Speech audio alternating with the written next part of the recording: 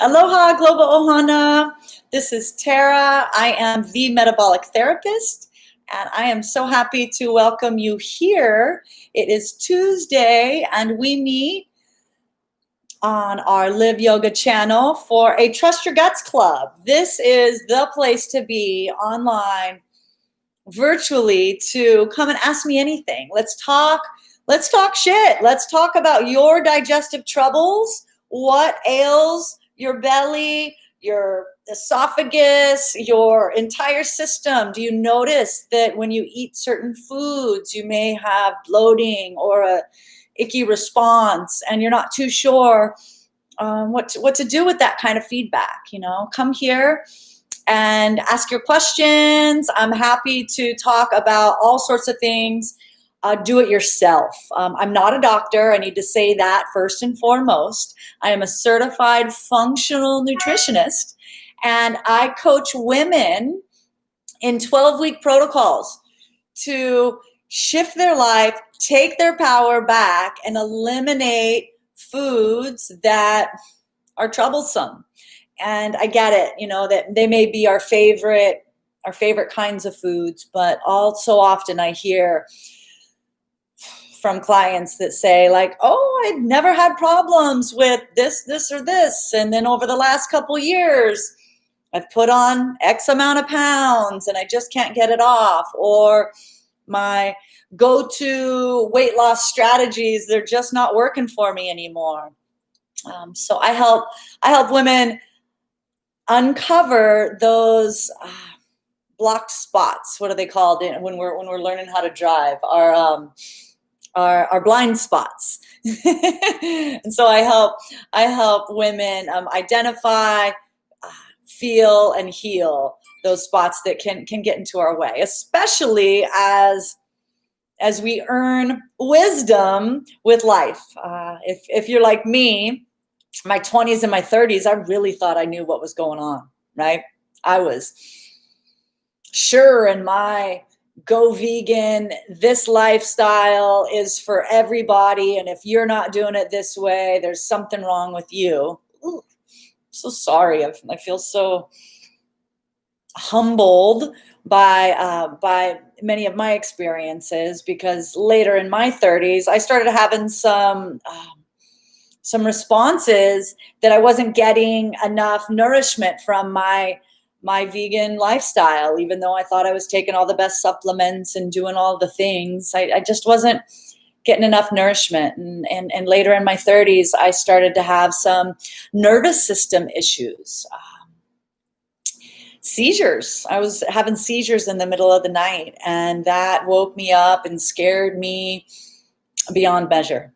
So it was one big way, I remember back then some of my vegan friends were like, Tara, you need to eat a piece of steak, or you need to drink some bone broth. And it took some time, but I made peace with the right-wing, fanaticism of it. And I'll always remember when I first started drinking that bone broth and just how nourishing it felt. It felt so nourishing, and it's felt so soothing. So I have since shifted. I'm part of the bone broth believers camp. I believe that bone broth is soothing and nourishing and healing for our gut lining. And most of us are running around with some sort of compromised digestive system. And when I say digestive system, you probably remember all these different organs. I love this one. If you've been here before, I love this one. This is all the way at the tongue, where we have these glands that secrete enzymes and help to break down food particles so that our body can actually receive the fuel that we're giving it as food. So it begins to break down here, and then it goes into the stomach, where it's a real acidic. It's a high pH acidic, so that it can burn off bacteria and things that wouldn't be supportive for our body. And then we've got the liver over here that helps to detoxify and sort out nourishment with support from the pancreas and the bile ducts and the gallbladder that secrete bile to break things down. And then here, this is the small intestine, and it's all stretched out because you can see on this side it's very compact, and it lives in the back, up in the backside of our torso, but all spread out.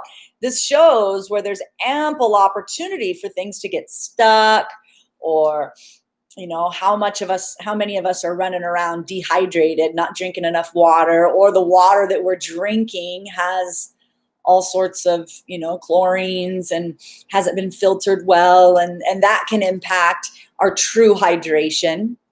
Sometimes, I know I've felt it before, but sometimes I can seem like I'm drinking so much water, but it's just going right through me. It's just going right through me, and I'm having to urinate frequently. And so that is a sign as well that our cells could use some support in its absorbability. So it's the name of the game is absorbability. So along the small intestines, and then especially when we get down to the large intestine, this is also known as the colon.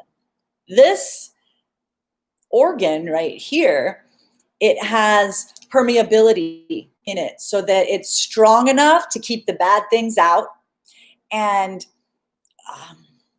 permeable enough, meaning it by the time we eat, and the food items that are later turned into what we call chud, is by the time it gets to the colon, it's supposed to be broken down so that the vitamins and minerals can be passed along into our bloodstream and then taken to all the nooks and crannies to fuel us and make us strong.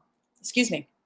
But what often happens from the overuse of antibiotics, from overuse of pesticides on our food, glyphosate that ends up, hardening along the walls of our digestive tract too. What happens is then we then get, if there's supposed to be permeability like this along our gut lining, when it gets bigger, and then we get undigested food matter straight out into the bloodstream.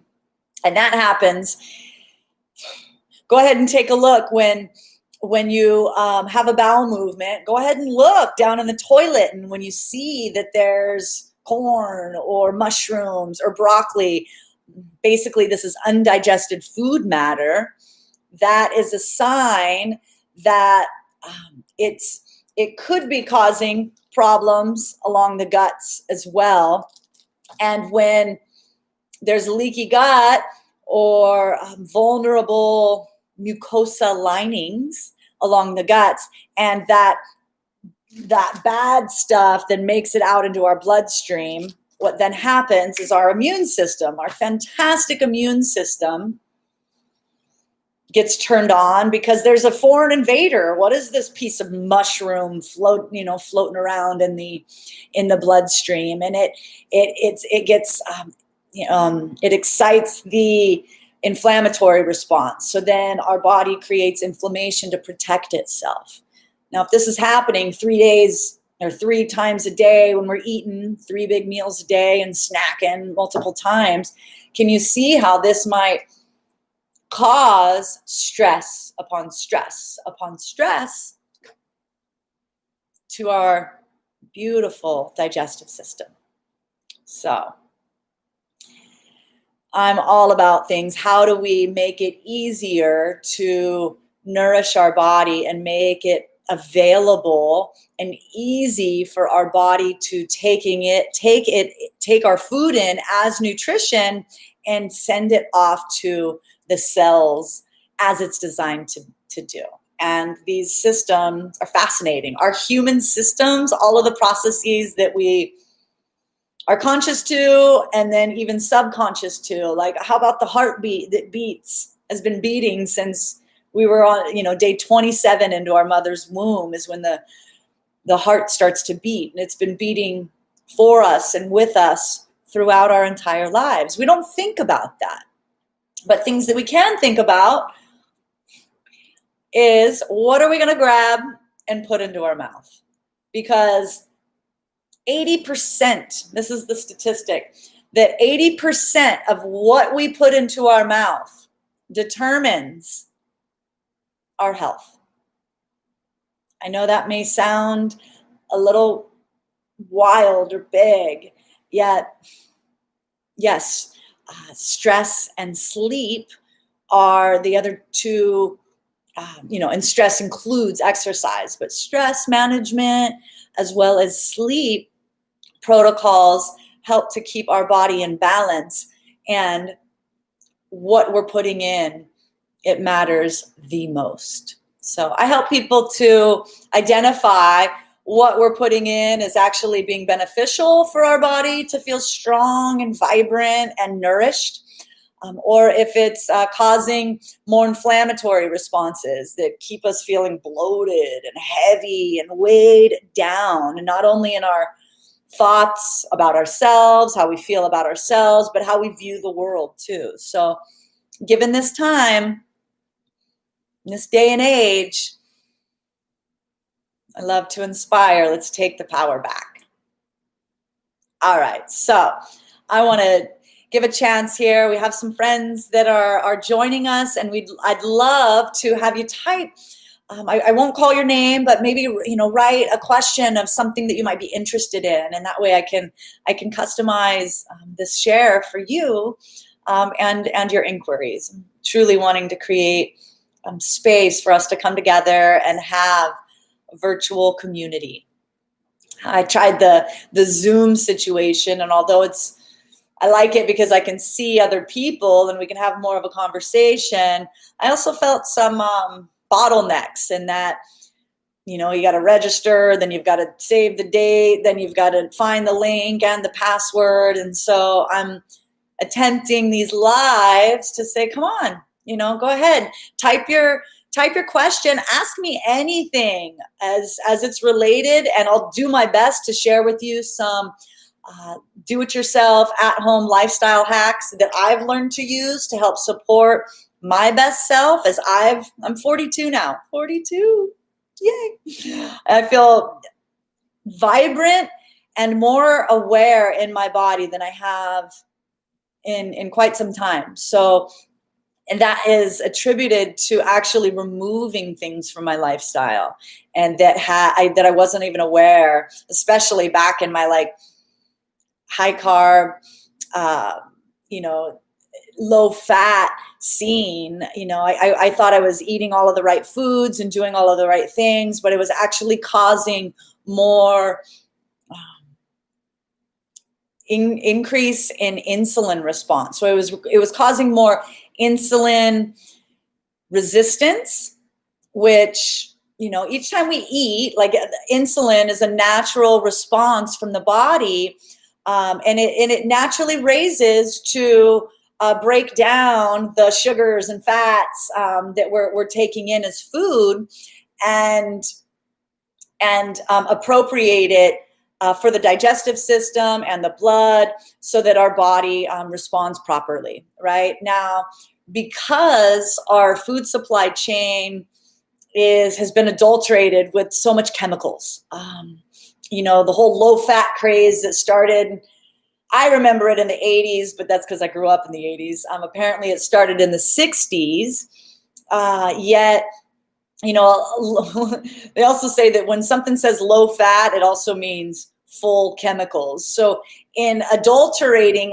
taking fats out of foods, chemical compounds increased, and that causes all sorts of problems in our body. We, as we evolved as a human species during hunter and gathering days, and even at the beginning of agriculture, we had seasonal foods, and how we live our life now, eating foods all year round, any time of day, as much as we want and need, it actually causes more stress. So when, we're eating, especially with a lot of the refined food products,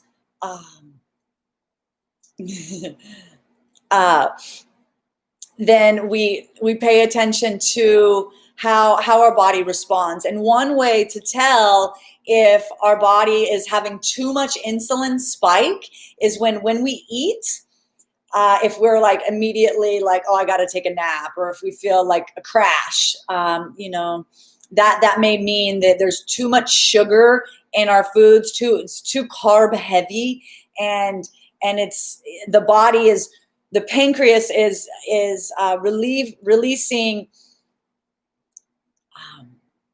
insulin to break the sugar down, but then because there's so much in this carb heavy meal, the body keeps creating more and more insulin, and then each cell, it stops responding to the insulin. It's just an overload. So we call that insulin resistance, and this is on the rise. Insulin resistance is also known as metabolic dysfunction, also known pre-diabetes. I don't know if you know that up to like the stat that I've been hearing lately from doctors is that 88% of Americans have some sort of metabolic dysfunction, aka insulin resistance, aka cellular debris, working out. So I love to help people fine tune that. So I have a friend that's just hopped on, and yeah, she has known me, and earlier we were talking about my vegan days, and I believed I knew it all then. And what I attribute now to those days is that I truly learned the importance of sourcing our foods, understanding how our food was grown, what kind of chemicals were used on it, as well as like how it was treated. And I did this in my vegan days. It was really important for clean, organic, know your farmer. I love, farm to table foods. And then as I reincorporated animal foods back into my life, like I said earlier, starting with bone broth and then getting to fatty cuts of meat. I was at a place on the East Hawaii that I'm happy to share this with my friend. At Locavore. I was able to buy clean sources of meat, and I could talk to them about the farmer and what they fed the cattle, and that met my needs for reassurance as well as being close and connected to my food source. It definitely was a heart piece to wrap my head back around. Moral issues as I associated with animals and the food supply chain. And I got to tell you, when I started eating duck eggs and then bone broth that was like from well-treated animals on regenerative agriculture farms, I felt alive again. I felt nourished again. And there was no amount of kale salad that I could eat to feel that type of satiation. So friend that's here with me and asked that question, what have I changed? I definitely eat much more animal products, and it's high quality animal products. I'm eating grass-fed butters. I'm eating grass-fed and grass-finished cattle beef, and it's so good. And sometimes people are like, oh my God, you were vegan.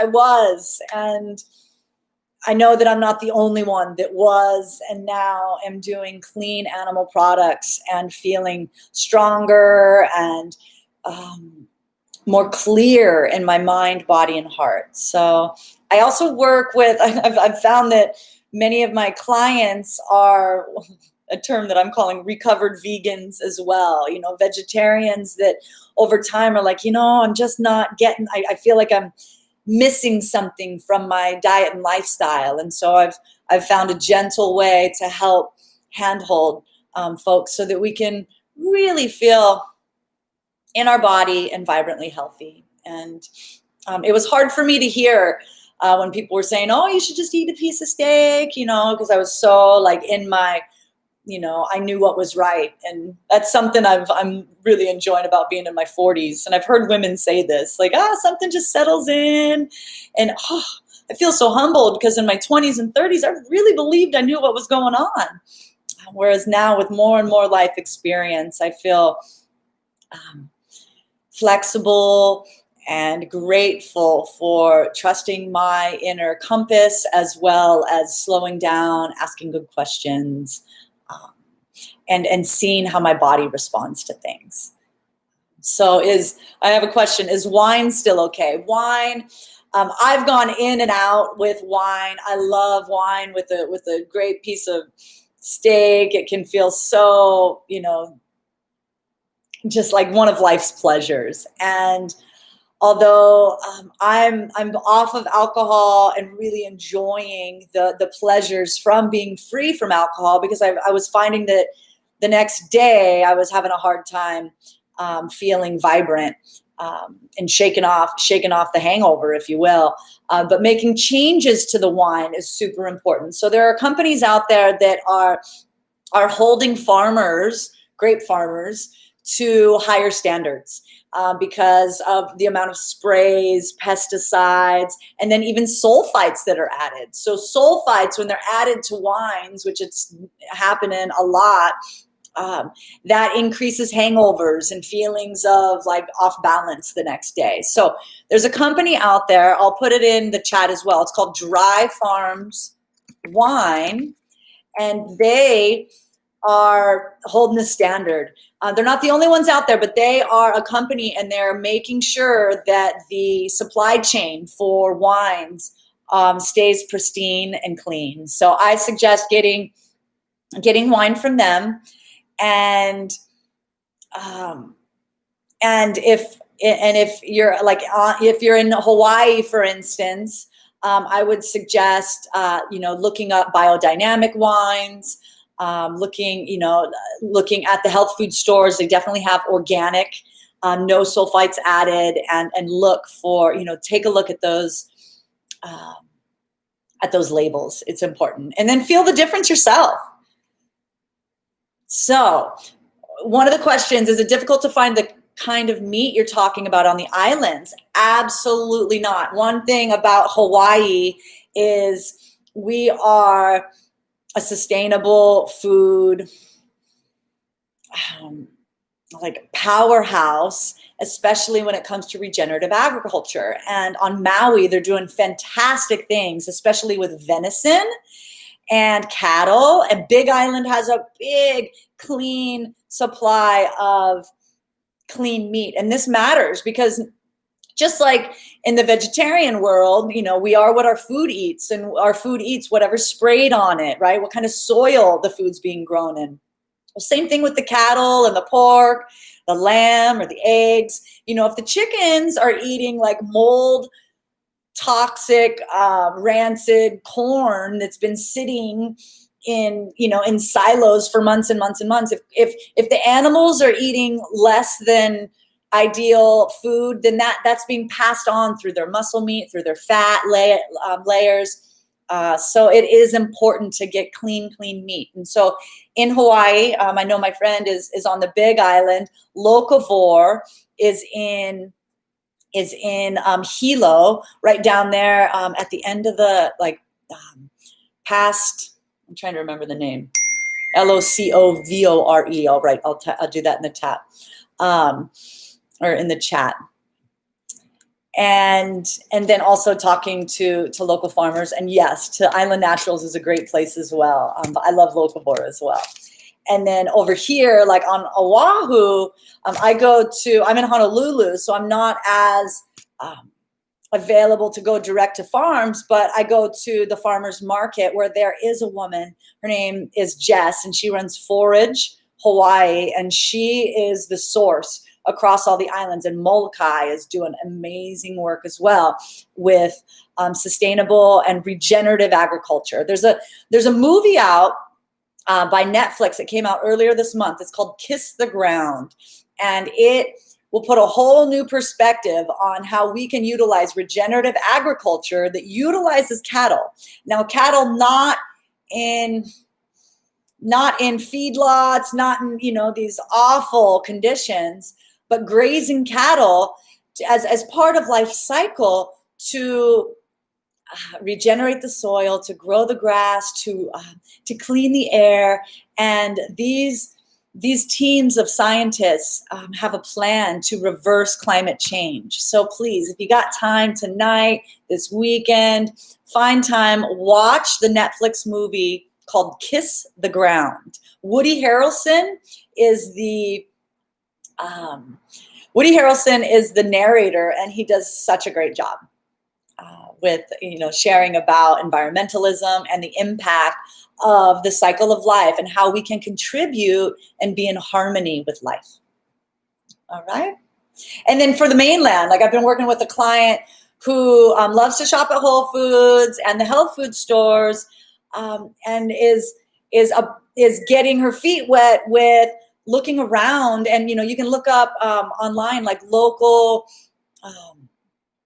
regenerative agriculture meat options, and you can Google it, and it can you'll get names of stores as well as local farms, and that's a fun weekend trip. Take the kiddos, go out to a farm, meet the farmers. Having connection to our food source creates such a loving energy. And if you can't make it out to the farm directly, find a way so that your supply chain is clean. You know where your food's coming from. There are ways. Reach out to me. I'll help you figure it out.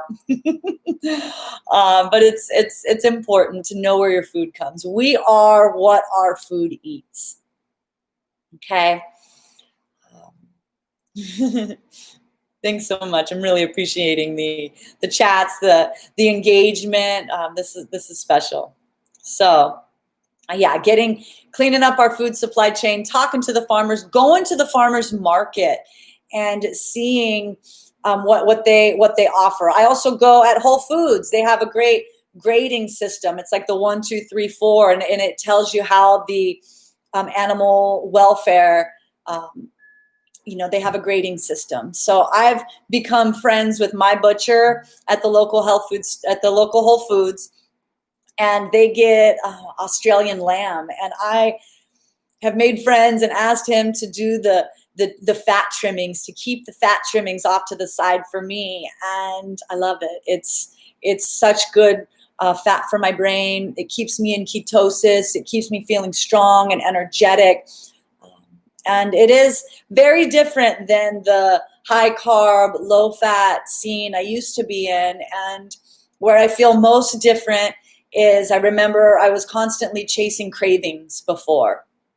Sugar cravings, alcohol cravings, toxic relationship cravings, like it just seemed like it was out of control. And I'd have my superfood drink in the morning, and then midday I was like craving some sort of a date ball or some sort of chocolate snack. And it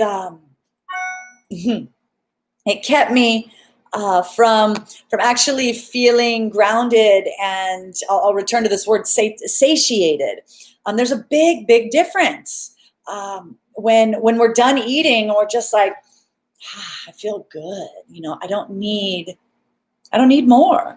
Whereas, I use the kale salad experiment, but other things where it's just eating, and I just never was feeling complete, or like, okay, I've reached. Like there was this like constant longing, and I wasn't sure what was going on, but it definitely impacted inflammatory responses, stress responses, and like I shared earlier, I started having some real nasty side effects, and it made me look at what I believe to be like my so true vegan lifestyle. It just wasn't working anymore. So thank you so much. I've got time for a couple more questions here. What about water? So water is vital, and I've had to learn the good, the bad, the ugly with water as well, because have you ever drank too much water? I have.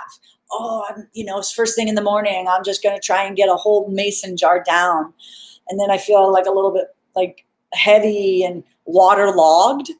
And so we've got to find that Goldilocks amount, because drinking too much water can actually dilute our minerals. And we And we need these special electrolytes: sodium, potassium, magnesium. Perhaps you've heard, that we need ample amounts of magnesium so that we can sleep well at night. Or when our body's magnesium deficient, we might get cramps while we're sleeping or when we're resting. So we want to keep those super important electrolytes ample. And when we drink too much water, we dilute them and we pass them through the body. So find the amount of water, start with your 6 to 8 glasses, but then see, like, am I more thirsty? If you're more thirsty, if your body feels thirsty, drink more. That means you need more. If you're feeling waterlogged, you've drank too much. If you're just having to pee, it's, you've had too much. So it's, you got to find that Goldilocks for you. And then the trick that I use is take a little bit of, I like Hawaiian sea salt, I like Redmond sea salt, a pinch of salt. Put it in that water. Drink it up. It helps to electrify the hydration and fill up earlier we were talking about, like, sometimes if we're just drinking water and it's just moving right through us, the absorbability in the cells might be compromised. So adding a little bit of sea salt to the water can be helpful. I also add electrolytes, and I do this about twice a day. And there's a company that I've learned to very much appreciate. They're called Keto Chow. And you look them up online. I'm not sponsored by them, but I do like their mineral drops. Often at health food stores, maybe you've seen concentrates or trace minerals. These are good. But what I like about Keto Chow is the big bottle, and then I just squirt a little dollop into my water, like twice a day, and it helps to keep the balance of, like I was saying, those important electrolytes: magnesium, potassium, and sodium in harmony. So that's what I have to say about water for today. All right, Trust Your Gut Clubbers. I've got just a couple more minutes here, about to round up. Today is my sweetheart Evan's birthday, so we're going to get on out into some sunshine and celebrate him. I've been getting all sorts of messages to love him up, and it's a special time in our home today. So any more questions, I'm happy to help. Otherwise, join back next Tuesday. We'll be doing this again. And any insights that you have from this next week of, like, actually, I did notice that after I ate that XYZ sandwich, I was a little itchy, or I felt bloated, or my water intake, I made a little bit of an adjustment and I could sense so my body responding differently. Come back with your feedback, come back with your questions. This is where we're going to meet on Tuesdays at 12 for those of us that want to make digestive wellness a priority in their life. I'm Tara, the metabolic therapist, and I'm honored to make space here for you, with you, together. All right, so a hui ho, have the most epic day ever, and see you again soon. Lots of aloha. Yes.